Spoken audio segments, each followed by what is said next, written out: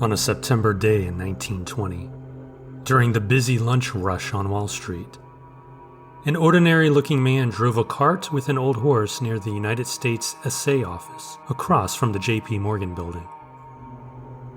He parked the cart, got down, and quickly vanished into the crowd. Minutes later, the cart exploded, unleashing a barrage of metal fragments. The explosion resulted in the death of over 30 people and left 300 injured. The aftermath was gruesome. The death toll continued to rise throughout the day as more victims succumbed to their injuries. It was thought that the explosion was an accident rather than an intentional act of terrorism. Overnight, maintenance crews cleaned up the damage, discarding any physical evidence that could help identify the perpetrator. The following morning, Wall Street was back in business. Numerous conspiracy theories circulated, but the New York Police and Fire Departments, the Bureau of Investigation, and the United States Secret Service were determined to uncover the truth. Each lead was diligently pursued. Hundreds of people who had been in the area before, during, and after the attack were interviewed. However, little valuable information was gathered because the recollections of the driver and the cart were vague and unhelpful. The most promising lead emerged prior to the explosion. A mailman had discovered 4 poorly spelled and printed flyers in the Wall Street area from a group calling themselves the American Anarchist Fighters. The flyers demanded the release of political prisoners. These letters bore similarities to ones used in 2 bombing campaigns the previous year, orchestrated by Italian anarchists. The Bureau launched an investigation along the East Coast to trace the printing of these flyers, but their efforts proved unsuccessful. Based on previous bomb attacks, the Bureau suspected followers of Italian anarchist Luigi Galliani to be responsible for the crime. The case lacked sufficient evidence. Plus, Galliani had already fled the country. Over the next 3 years, leads grew cold. Promising trails led to dead ends. Ultimately, the identity of the bomber or bombers remained unknown.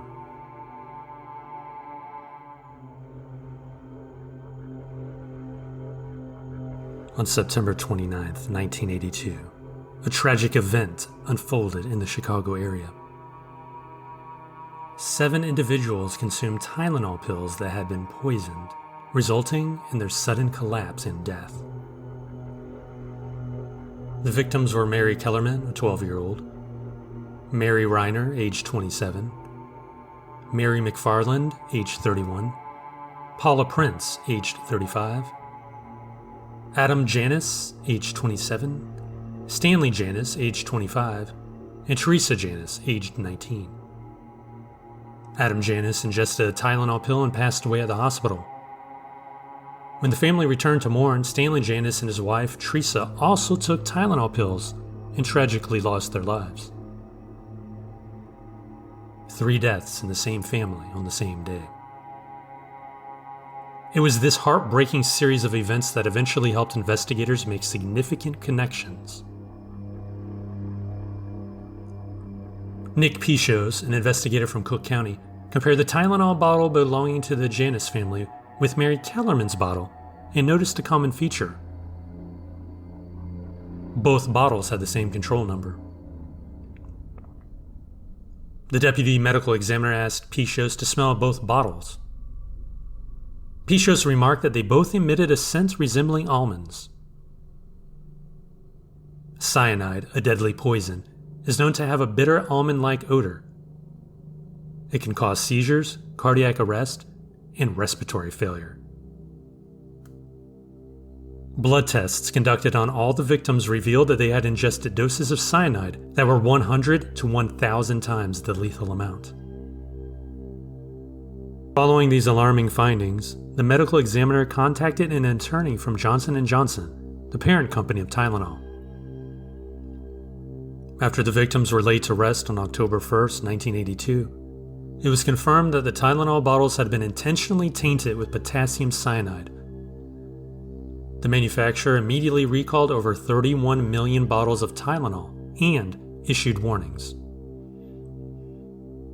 They offered replacements for the recalled bottles and announced a $100,000 reward for any information regarding the person responsible.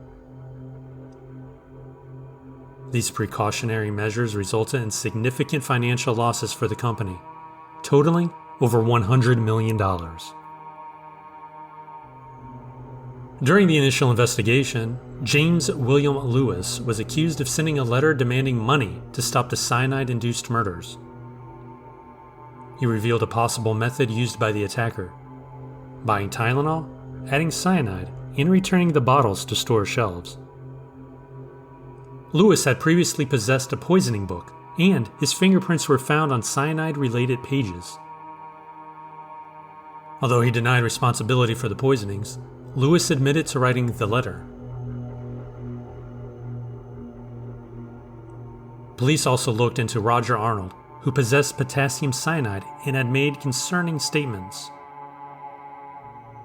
Arnold later committed murder unrelated to the poisonings and served a prison sentence. DNA tests on both Lewis and Arnold did not match the DNA found on the tainted bottles.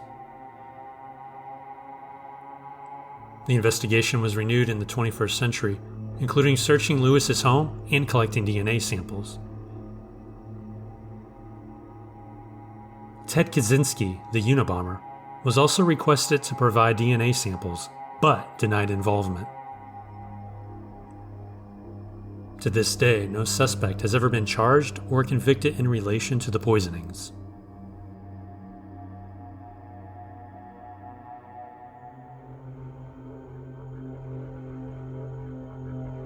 On April 12, 1981, something terrible happened in Keddie, California. The Sharp family and some friends were staying at the Keddie Resort Lodge, specifically in Cabin 28.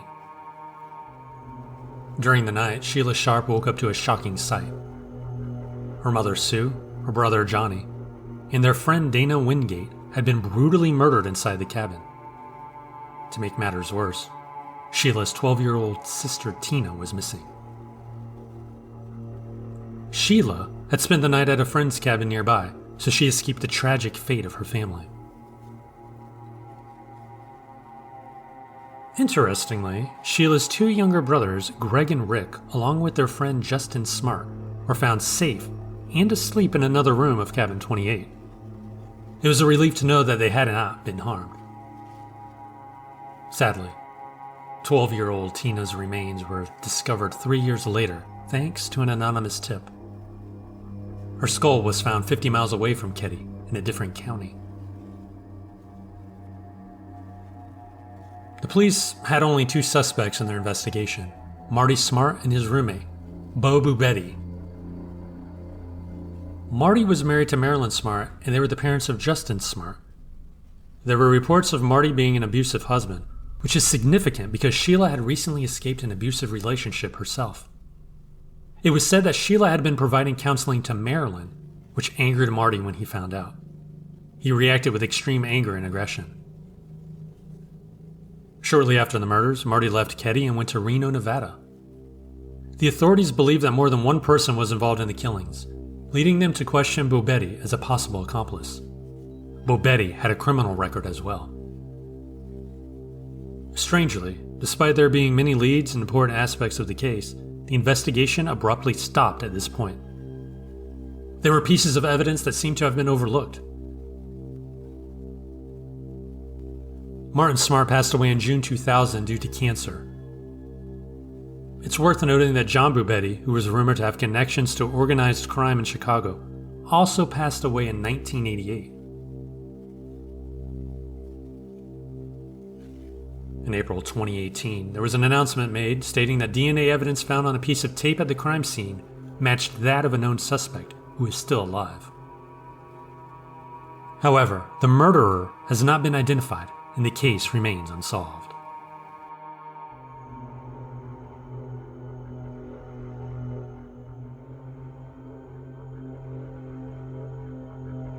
on May 20th, 1947, in Severn Falls, Ontario. The body of 22-year-old Christina Kittlewell, who had recently eloped with war veteran John Ray Jack Ketterwell, was discovered just 150 feet away from their honeymoon cottage. Her body was found in shallow water, only 9 inches deep, on the riverbanks. The couple had eloped on May 12th after knowing each other for 3 years. Jack's friend, Ronald Berry, a 28-year-old immigrant from Italy and a professional ballroom dancer, was often seen in their company. There were even rumors that Ronald had romantic feelings for Christina. After their elopement, the newlyweds spent a few days in a rented apartment in Toronto. Strangely, Ronald accompanied them throughout their entire honeymoon. On May 17th, the trio went to Ronald's remote cottage in Severn Falls, which could only be reached by boat. During this time, Christina's behavior began to change. She experienced crying spells and appeared distant at times. It was suspected that she had conversations with Ronald about her doubts regarding Jack's love for her. On May 20th, Christina went missing, and Ronald's cottage mysteriously caught fire. When Ronald returned to the cabin, he found Jack inside, disoriented and with a head injury. He managed to rescue Jack from the flames. Ronald claimed that he had searched for Christina but couldn't find her anywhere near the cottage. He stated that the cabin burned down within an hour. Ronald then took Jack to the mainland of Severn Falls by boat, where he was taken to the hospital before contacting the police. The situation took a turn for the worse when Christina's body was discovered by the owner of a nearby boathouse. Surprisingly, her body showed no signs of burns or violence. An autopsy revealed traces of codeine in her stomach, but the cause of death was determined to be drowning. Major Lawrence Scarterfield, who was one of the first responders to the fire, reported that he had not seen Christina's body in the area when he went to fetch water to extinguish the flames just a few hours earlier. Police questioned Jack, Ronald, and 20 other individuals, but despite various theories, including the possibility of suicide, the case remains unsolved.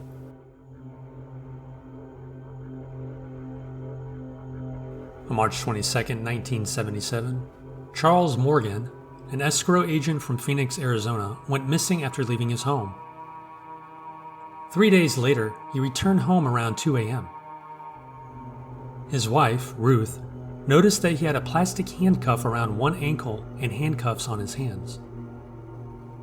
Charles gestured that he could not speak, so Ruth gave him pen and paper. He wrote that there was a hallucinogenic drug in his throat that could harm his nervous system.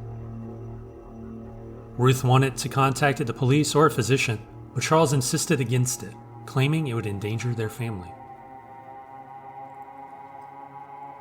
As Ruth took care of him and nursed him back to health, Charles revealed that he had been working as a secret agent for the United States Treasury Department for the past 2 to 3 years.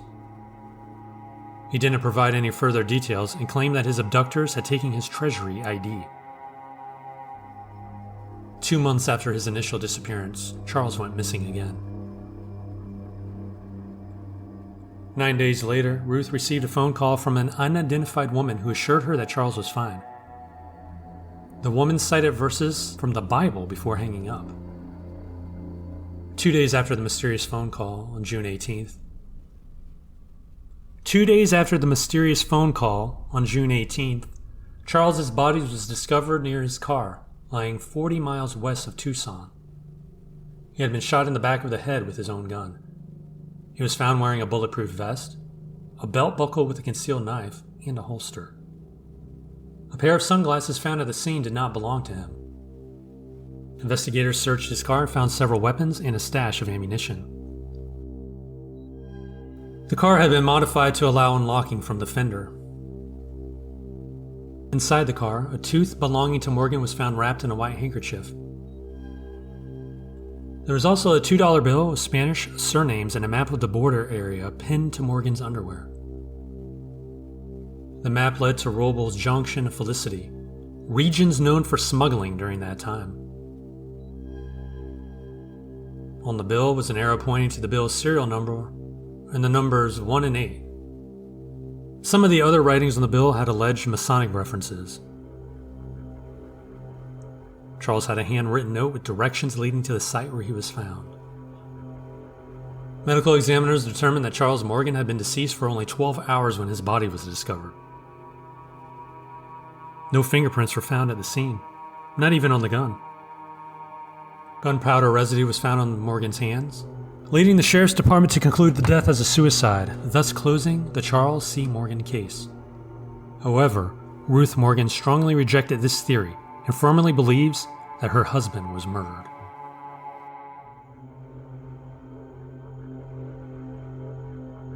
In the early months of 1935, Coogee Aquarium and swimming baths in Sydney, Australia were facing tough times due to the Great Depression.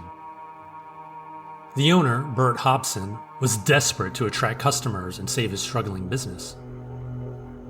A stroke of luck came when Hobson and his son managed to catch a massive 14-foot, 1-ton tiger shark. They decided to place the shark in their pool as an attraction, considering the area had experienced numerous shark attacks. About a week later, while a crowd of families watched, the shark began to convulse and vomit. It regurgitated a surprising assortment of items: a rat, a bird, and a human arm. Hobson immediately contacted the police. They retrieved the arm, which bore a distinctive tattoo of 2 boxers fighting on the forearm.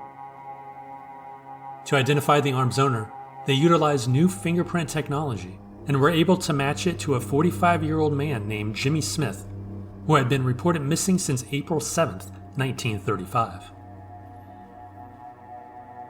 Early investigations into Smith's disappearance and the shark's consumption led the police to a Sydney businessman named Reginald William Lloyd Holmes. Holmes had a dual occupation as a smuggler and owner of a successful boat-building business in Lavender Bay. Smith had been employed by Holmes for various insurance scams, including a notable incident in 1934 when an overinsured pleasure cruiser was intentionally sunk.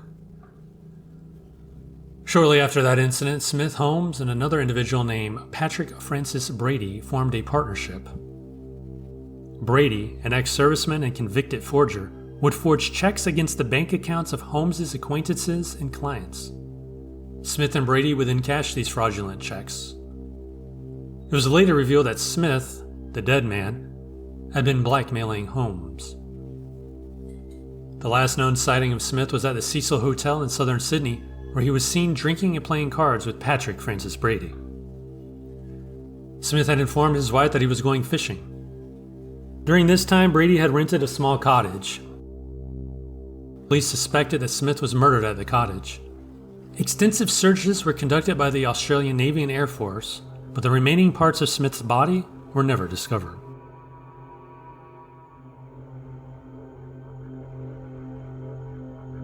The Axeman of New Orleans was an unidentified serial killer who operated in New Orleans, Louisiana, and nearby areas from May 1918 to October 1919. While some press reports mention similar murders dating back to 1911, recent research has cast doubt on the accuracy of these claims. The Axeman's true identity was never discovered. The murders remain unsolved. The killer primarily targeted Italian immigrants and Italian Americans, which raises the possibility of racial motivation. Since the perpetrator was never apprehended, this theory was never definitively proven.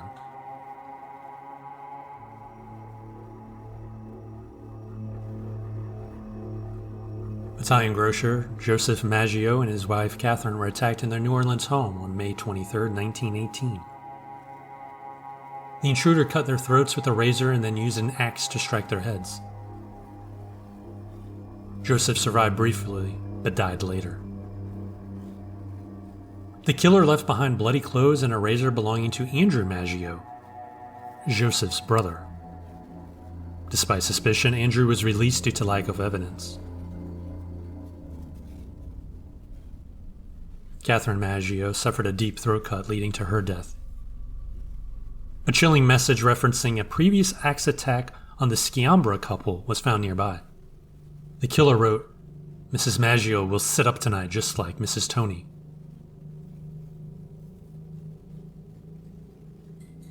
Louis Bessemer and Harriet Lowe were attacked at Bessemer's grocery store. Bessemer suffered a skull fracture while Lowe was injured in the ear. They were found in a pool of blood by a delivery driver. Police arrested a suspect, but he was later released due to lack of evidence.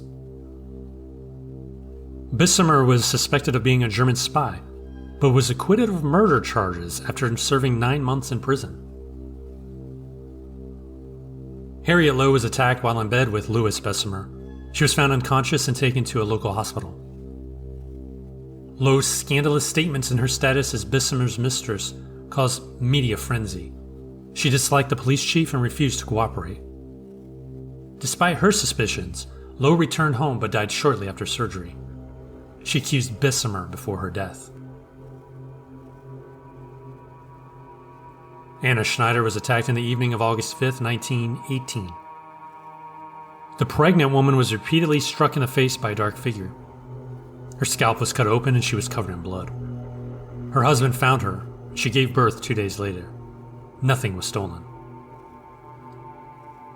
James Gleason, an ex-convict, was arrested but later released due to lack of evidence. Investigators believe the attack was connected to previous incidents.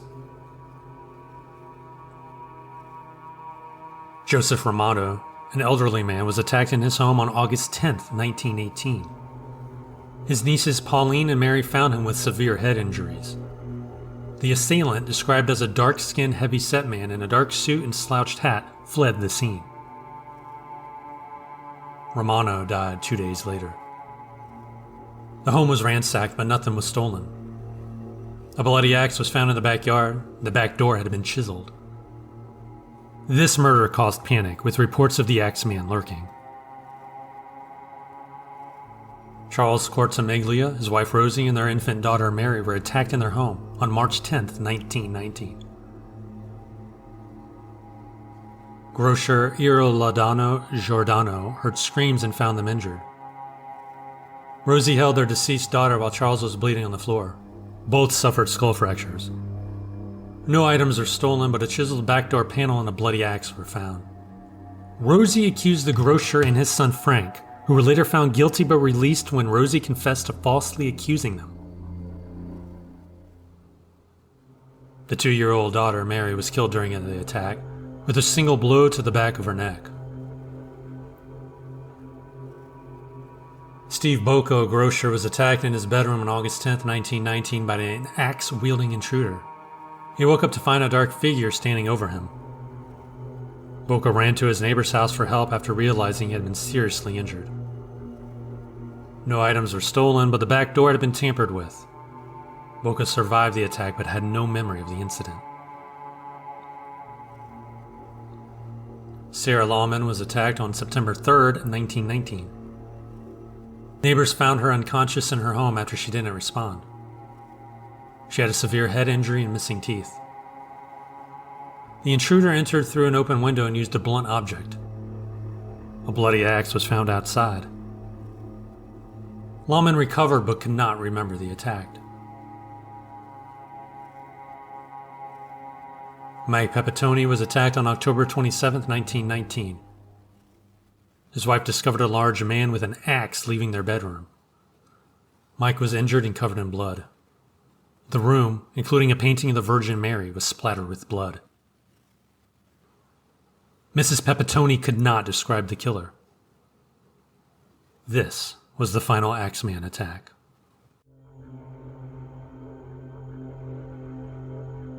The Jamison family disappearance and deaths took place on or after October 8, 2009, in Eufaula, Oklahoma. Bobby Jamison, his wife Sherilyn, and their daughter Madison mysteriously vanished during this time. It was reported that the family had been considering purchasing a 40-acre plot of land near Red Oak, about 30 miles away from Eufaula, before they disappeared. Their presumed remains were discovered in November 2013 and positively identified by the Oklahoma Medical Examiner on July 3, 2014. No cause of death was determined. The circumstances surrounding their disappearance remain unknown. During the initial investigation, it was suggested that the Jamison family did not willingly vanish.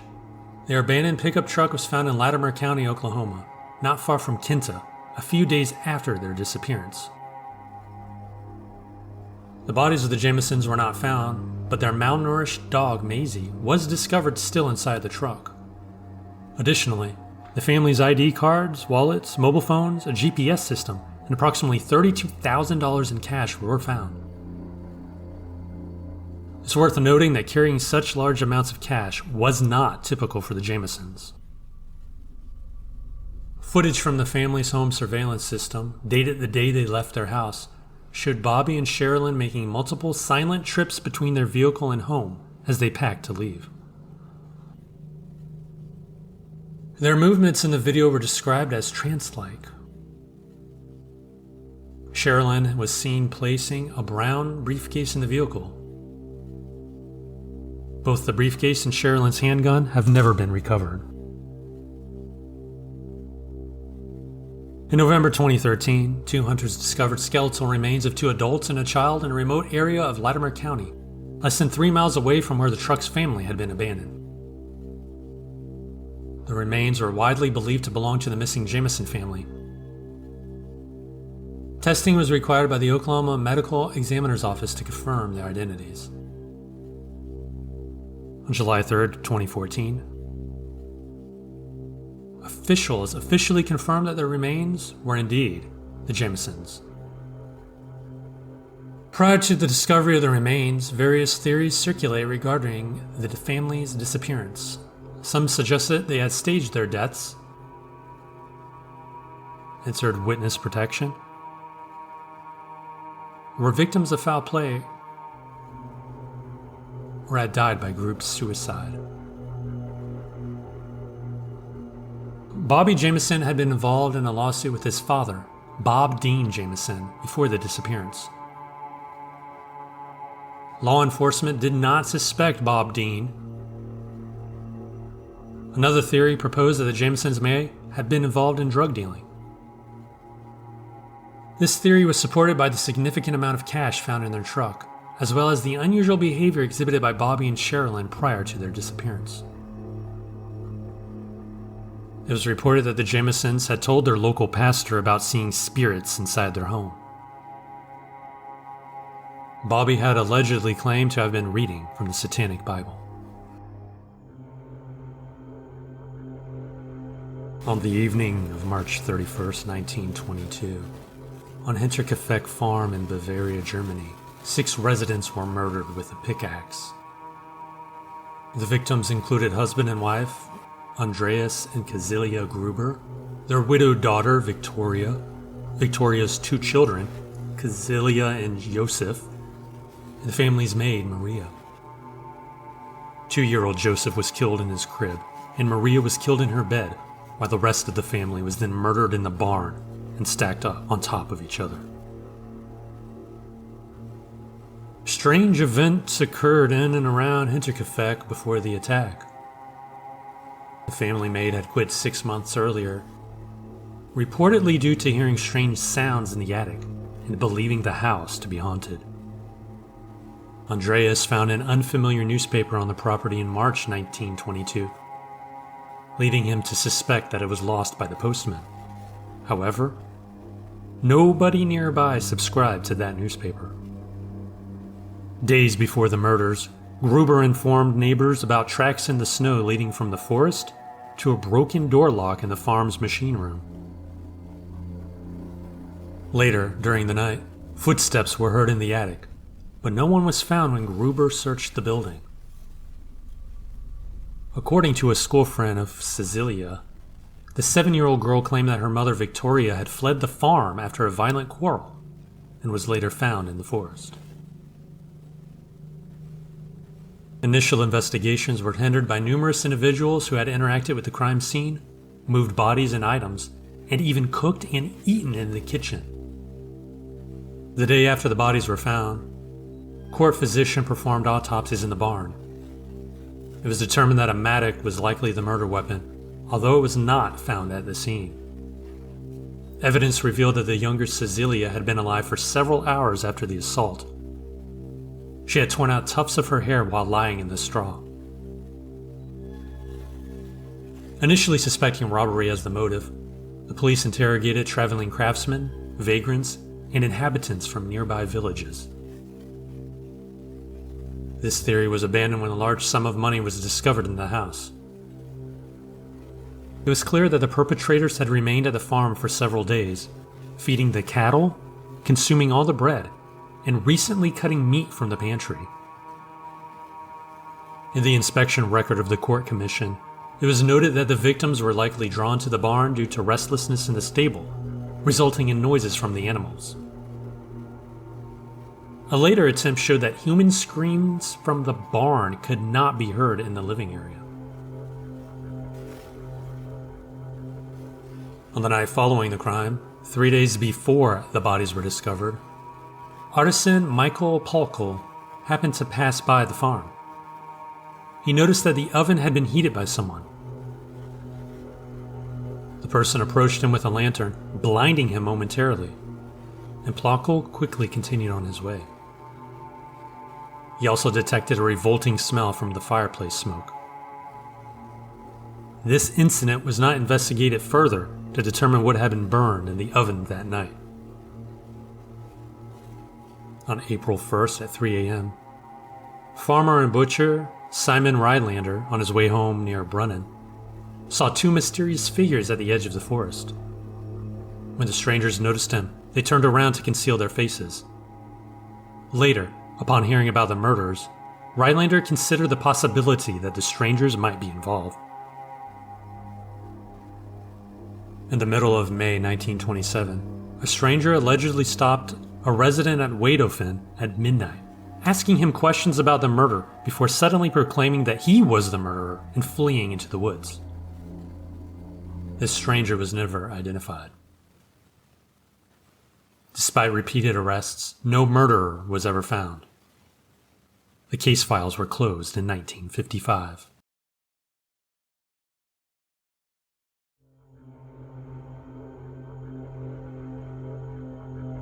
On January 22, 1935, an incident occurred at the Hotel President in Kansas City, Missouri. A man who identified himself as Roland T. Owen checked in.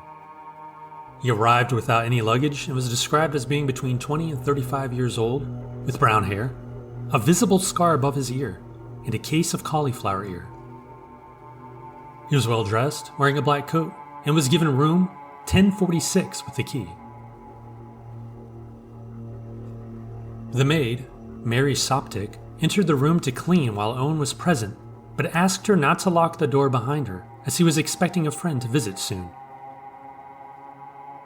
Owen kept the room dimly lit, with the blinds closed and only one dim lamp.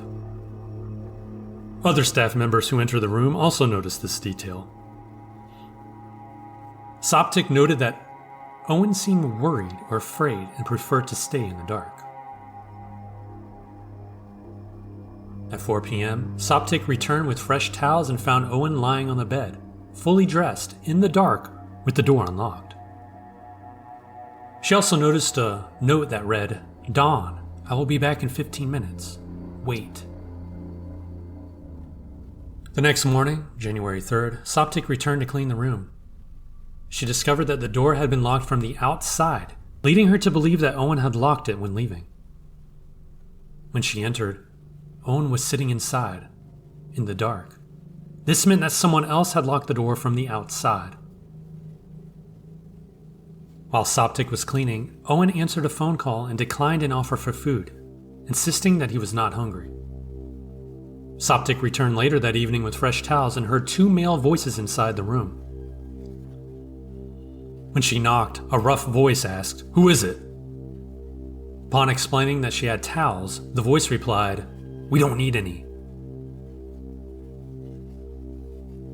During the night, a woman staying in room 1048 reported hearing loud voices, both male and female, cursing on the same floor. There was a party happening in room 1055. On the morning of January 4th, around 7 a.m., the hotel switchboard operator noticed that Owen's phone had been off the hook for a while without being in use. She sent the bellboy, Randolph Probst, to check on the situation. Despite the do not disturb sign on the door, Probst knocked several times and heard a voice saying, "Come in, turn on the lights." However, the door was locked and no one opened it. After repeated knocking, Probst simply instructed, "Put the phone back on the hook," assuming Owen was drunk. About an hour and a half later, at approximately 8:30 a.m., the phone was still off the hook. Another bellboy, Harold Pike, used a passkey to enter the room. With only the hall light, Pike found Owen naked on the bed, seemingly drunk. He also noticed dark stains on the bedding around Owen. The phone stand had been kicked down, so Pike fixed it and put the phone back in its receiver. Between 10:30 and 10:45 a.m., the phone was off the receiver once again. Probst was sent to resolve the situation. When he opened the door, he encountered a horrifying scene. He later told the police, "When I entered the room, this man was on his knees and elbows, holding his head in his hands. I saw blood on his head. I then turned the light on and saw blood on the walls, bed, and bathroom. This frightened me, so I left the room and went downstairs." Owen had been bound with cords around his neck, wrists, and ankles.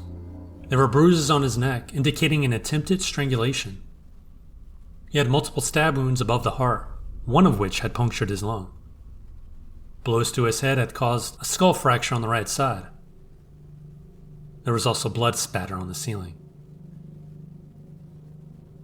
Dr. Flanders removed the cords from Owen's wrists and asked him who had done this to him. Owen replied, "Nobody." When asked about the cause of his injuries, Owen claimed he had fallen and hit his head on the bathtub. The doctor questioned whether he had attempted suicide, to which Owen answered no. Shortly after, Owen lost consciousness and was taken to the hospital. He remained comatose and passed away shortly after midnight on January 5th. It was later discovered that Owen's real identity was Artemis Ogletree. No suspects have ever been identified. The Kansas City police continue to investigate the case.